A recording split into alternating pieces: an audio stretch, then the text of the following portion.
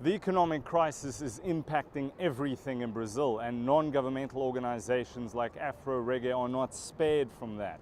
We went to go chat to one of the project coordinators who explained that where they had 40 projects benefiting a lot of the kids that they bring out of the sex and drug trade in Brazil, they now only have 2.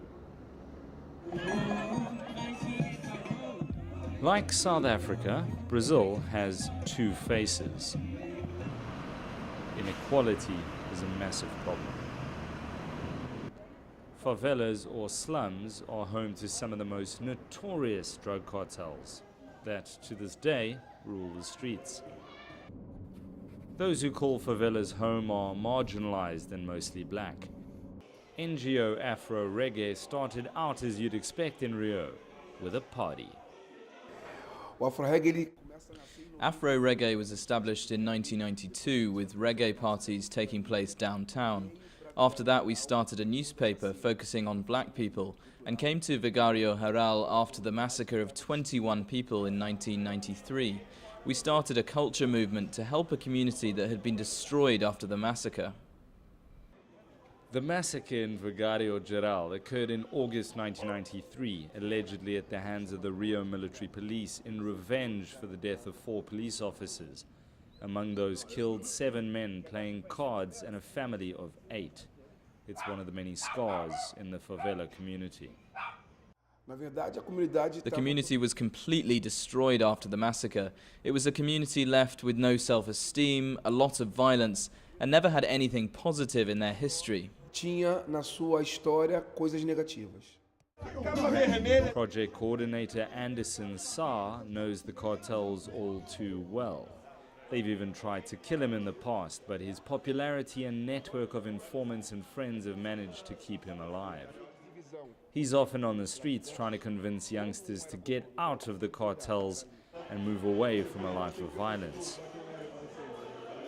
The NGO had a band, dancers, an orchestra, and teachers giving private music lessons, but the recession has stopped all of that.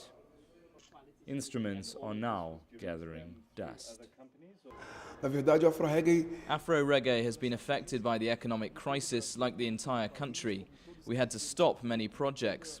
When we started making our own money, the economic crisis stopped that process.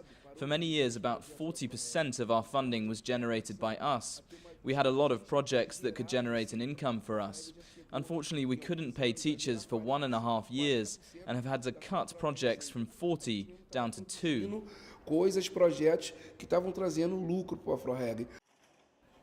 There's such an incredible vibe at AfroReggae though, and they continue to bring in youngsters and churn them out, reborn, free of the cartels.